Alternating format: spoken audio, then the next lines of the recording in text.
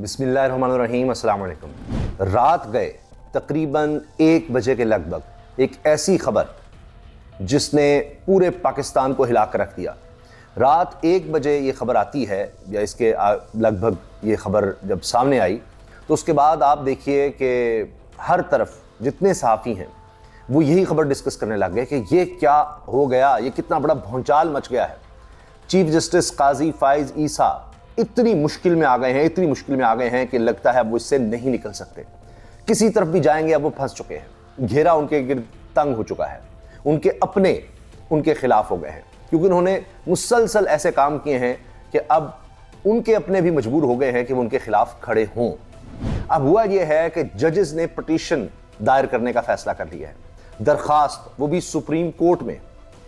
और ये दरखास्त इस तरह से आ रही है कि इसमें यह भी साथ है कि चीफ जस्टिस काजी फाइज ईसा और उनके बाद जिन्होंने चीफ जस्टिस बनना है जस्टिस मंसूर अली शाह साहब, ये दोनों हमारी ये दरखास्त ना सुने, कोई और बेंच बनाया जाए जो ये दरखास्त सुने। मामला है जो कमीशन बनाया गया है उसका, एक तो इस कमीशन को रिजेक्ट करेंगे और कहेंगे जी ये बिल्कुल ये जो आपने एग्जीक्यूटिव के पास ही फेंक दिया, हुकूमत के पास ही फेंक दिया है। फिर वो ये भी है कि जी आप चूंकि शहबाज शरीफ से मिल चुके, एग्जीक्यूटिव से मिल चुके, जिनसे हमें शिकायत थी, जिनकी तरफ से, जिनके इदारों की तरफ से हमें धमकाया गया, हमारे ख़ानदान को धमकाया गया, हमारे लोगों को अगवा किया गया, हमारी वीडियोस बनाई गई, हमारे फैसलों के खिलाफ खड़ा हुआ गया और हमारे फैसलों को ना माना गया और एक तसलसल नजर आ रहा था। तो अब उनके साथ आप मिल गए हैं, यानी उनको बुलाकर आपने मुलाकात की और यह बताया जा रहा है कि काजी फाइज ईसा के कहने पर शहबाज शरीफ आए और जी उनकी ख्वाहिश थी। अब आप तो उसमें पार्टी बन गए, यानी जो हमारे खिलाफ हैं, जिन्होंने हमारे साथ बदमाशी की, हमें धमकाया, हम जो हमारे मुल्जिम हैं, जिन पर हम इल्ज़ाम लगा रहे हैं, और यानी जो कातिल है आपने उसी के हाथ में दे दिया हमें, वो बकौल मतीउल्लाह जान साहब के, या आपने अपने जजेस को तो फेंक दिया उनके आगे। तो अब बात यह है, ये खबर इतनी बड़ी है कि जितने भी कोर्ट रिपोर्टिंग करने वाले साफ़ी हैं वो सब इस पर बात कर रहे हैं और अंदर की खबरें लेकर आ रहे हैं। ये खबर ब्रेक की फात शहबाज ने, बहुत ज़बरदस्त साफ़ी हैं और स्ट्रीट शोज़ भी बड़े कमाल करते हैं, लोगों के साथ भी उनका राबता है और वो कहते हैं जी कि ताकतवर शख्सियत ने, सबसे ताकतवर शख्सियत ने मुझे ये सारी कहानी बताई है कि ये पटिशन तैयार है, ये दरख्वास्त है और ये इन 6 जजेस की तरफ से जा रही है जो ख़त लिख चुके हैं। अब ये 6 जजेस डट गए हैं, और भी गवाहियां आ रही हैं, और भी गवाहियां आ रही हैं कि ये 6 जजेस डट गए हैं और इन्होंने फैसला किया है कुछ भी हो जाए, कुछ भी हो जाए हम पीछे नहीं हटेंगे। वो अंग्रेजी में कहते हैं कम व्हाट में, जो होना है हो जाए। अब ये 1 साल से बर्दाश्त कर रहे थे। इन्होंने इस खत में हवाला भी दिया पुराना कि जी हम जस्टिस आमिर फारूक के पास गए, हमने बताया ये हो रहा है, उन्होंने कहा जी मेरी मुलाकात हो गई है, अब नहीं होगा, लेकिन उसके बाद भी ये सिलसिला जारी रहा। काजी फाइज ईसा के नोटिस में लेकर आए, यहां तक बताया गया है कि काजी फाइज ईसा ने बुलाकर ये कहा कि जी तुमने मेरी पीठ में छुरा घोंपा है, और ये सारी बात हुई। फिर एक और बड़ी खबर ये है कि ये जो फुल कोर्ट की बात की जाती है, जी सारे बैठे थे जजेस और फिर 2 दिन इजलास जारी रहा। पहले दिन के बाद जनाब अगले दिन काजी फाइज ईसा साहब ने मंसूर अली शाह के साथ मिलकर मुलाकात की शहबाज शरीफ से, और उसमें जनाब वज़ीर कानून भी थे, वो भी नून लीग के हैं, और उनका जो धड़ा है वो इस वक्त हमें लगता है कि 6 जजेस के खिलाफ खड़ा है। अब ये जो दोनों इजलास हुए हैं फुल कोर्ट के, इनका फैसला नहीं था, ये फुल कोर्ट का फैसला नहीं था कि मामला एग्जीक्यूटिव की तरफ भेज दिया जाए या शहबाज शरीफ को इसमें इन्वॉल्व किया जाए या एक कमीशन बना दिया जाए। ये सारा फुल कोर्ट का नहीं था, बल्कि बहुत से जजेस तो इसके बाकायदा खिलाफ थे। और अब ये मामला दीगर तरफ से भी रिपोर्ट हो रहा है, वो भी मैं आपके सामने रखता हूं कि कौन क्या कह रहा है। इस तरह से ये जो पिटीशन है 6 जजेस की तरफ से, अब ये मामला ये है कि पहले तो काजी साहब अकेले खड़े होते थे कि जी वो मेरे ऊपर नेशनल जो है आप देखेंगे सुप्रीम जुडिशल काउंसिल, उसमें जो केस है वो गलत फाइल किया गया है और ये सब कुछ। अब ये 6 जजेस काजी साहब के आगे खड़े होंगे, 6, वो अकेले थे और ये 6 हैं। सोचिए कहां जाएगा। वो अभी जो शौकत सिद्दीकी साहब को रिलीफ दिया है वो 1 थे, ये 6 हैं और ये पिटीशन लेकर गए हैं। तो अगर इन्हीं को इंसाफ नहीं मिल सकता तो बाकी मुल्क को क्या इंसाफ मिलेगा। तो ये इतनी खतरनाक मूव है, इतनी खतरनाक मूव है कि कहा जा रहा है कि काजी साहब के लिए इसके आगे ठहरना मुमकिन नहीं रहेगा, क्योंकि अगर वो ये सुनते हैं तो कहा जाएगा जी आप तो पहली पार्टी हैं, आपको हम कह रहे हैं आप हमारा केस ना सुने, किसी और के आगे लगा दें और फिर मामला आगे चलेगा। और इसमें सिर्फ ये 6 जजेस नहीं हैं, दीगर जजेस भी सामने आ रहे हैं। दीगर जजेस भी, मेरी बात आप नोट कर लीजिएगा प्लीज़, दीगर जजेस भी आ रहे हैं और बार्स आ रही हैं और सिविल सोसाइटी, इस तरह दीगर लोग भी, उनकी तरफ से भी दरखास्त आ जाएगी, मुख्तलिफ बार्स होंगी, वकला होंगे और उनकी तरफ से अब ये सारा मामला आएगा। और अगर इससे कोई इधर उधर किया जाता है कि जी नहीं नहीं बिल्कुल भी नहीं और कुछ भी नहीं, इसको किसी तरह से नहीं, वही कि जी उठाएं फेंकते हैं आपकी पिटीशन, आप कौन होते हैं जब हमने फैसला कर दिया फलां, तो फिर पहले ही वकला तहरीक वाला मामला एक चल रहा है और उधर से वो तहरीक इंसाफ जो है वो लॉन्ग मार्च करने जा रही है ईद के बाद। तो ये सारी गेम जो है आप देखेंगे ये बड़ी ख़तरनाक होती चली जाएगी।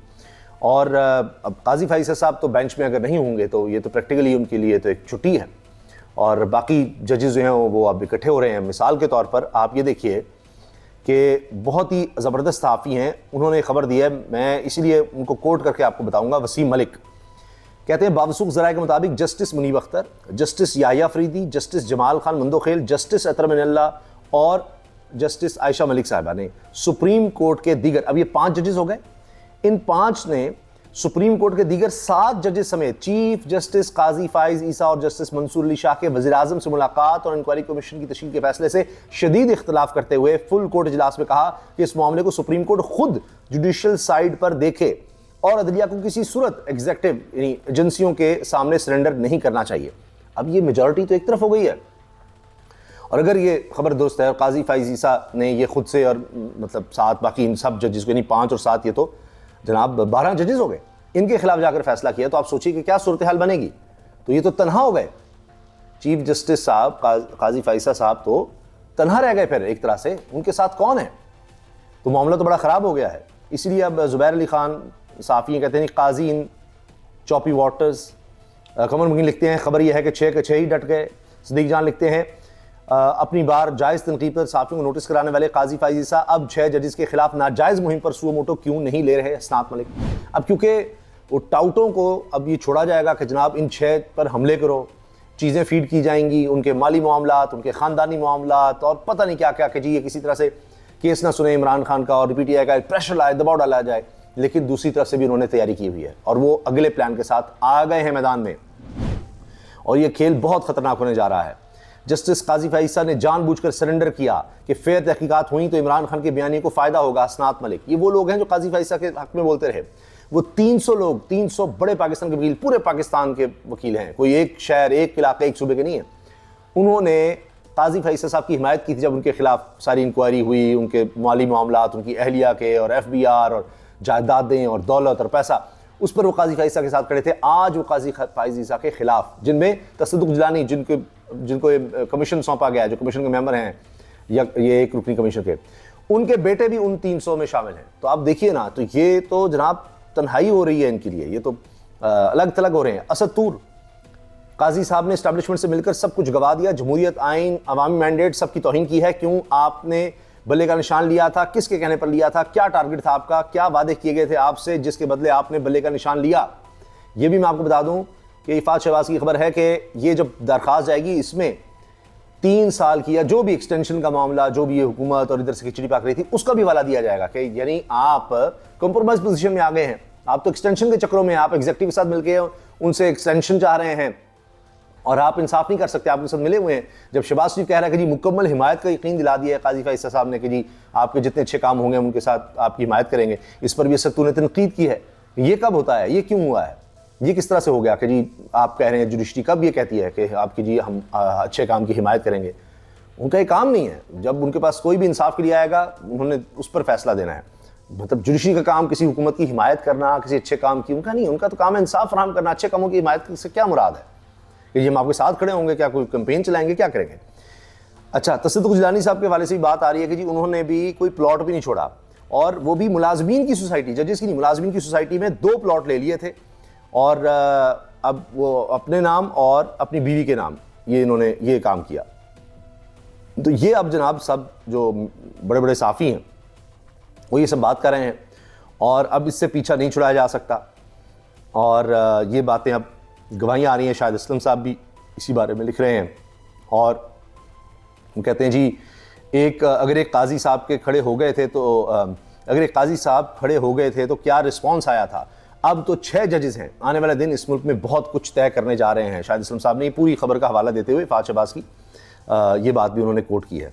तो इसी से आप अंदाज़ा लगाइए कि मामला किस तरफ जा रहे हैं। और अब हुकूमत के लिए मसला ये बन गया है कि इमरान रियाज ने खबर दी है कि अगर अदालतों पर दबाव ना रहा और इंसाफ दिया गया तो नून लीग के लिए 2/3 तो दूर की बात है, इनके लिए अपनी हुकूमत बचाना मुश्किल हो जाएगा। ख्वाजा आसिफ अलीम खान और हमजा शहबाज समेत 41 नून लीगियों की कामयाबी ट्रिब्यूनल्स में चैलेंज कर दी गई है। पंजाब से नवाज शरीफ समेत तकरीबन 100 मजीद सीटें चैलेंज होंगी। ये इमरान रियाज की खबर है। वो कहते हैं ये तो जी 30-35 बड़ी मुश्किल से जीते हुए हैं, फारग हैं, अगर इंसाफ हो गया तो। ये जो अब ये पटिशन और ये जो वकला तहरीक और ये मोमेंटम बन रहा है, ये और भी बहुत सी चीज़ों की तरफ जा रहा है। इसलिए मैंने आपसे ये खबर भी शेयर की है। फिर आप ये देखें कि अब एक जज साहब जिन्होंने हाल ही में इस्तीफ़ा दिया था, लाहौर हाईकोर्ट के जज थे, उन्होंने ये भी कह दिया अब आकर कि जी अगर मेरे साथ जजेस खड़े हो जाते ना, जिस तरह ये 6 जजेस इकट्ठे हुए हैं, तो शायद मैं इस्तीफ़ा न देता और मामलात और होते। तो अब ये चूँकि 1 साल से चल रहा था और अब ये जजेस जो हैं 6 हैं, इनके भी अपने दोस्त अहबाब होंगे, जजेस से भी इनकी मुलाकातें होंगी, सब कुछ पता होगा, अंदर क्या हुआ, फुल कोर्ट में क्या हुआ, उसका भी इन्होंने जायज़ा लिया होगा। 1 साल से सोच समझ के इन्होंने जब ये 6 ने कदम उठाया है, ये ऐसे तो नहीं उठाया। अगला भी इनके पास प्लान होगा कि अच्छा ऐसे किया तो ये हो सकता है, ये हो सकता है, फिर हम क्या करेंगे। तो ये अब जब डट गए हैं तो फिर ये आगे बढ़ेंगे और इनके पास और भी होंगे, इनके भी वकला में दोस्तियाँ होंगी। ऐसे नहीं हो सकता, बहुत से वकला इनके साथ होंगे, तो वकीलों में से ये निकल कर आए हैं। जिस तरह बाबर सत्तार हैं, दीगर जजेस हैं, वो एक दौर में वकील होते थे। तो अब ये नहीं हो सकता कि जी सारे आप लोगों को मैनेज कर लेंगे, कुछ को आप मैनेज कर सकते हैं, सबको नहीं। तो ये मामला अब बहुत आगे जा रहा है, बहुत आगे जा रहा है और बड़ी मुश्किल सूरत हाल हो गई है जो बंद कमरों में फैसले करने वाले हैं उनके लिए। अल्लाह हाफ़िज़।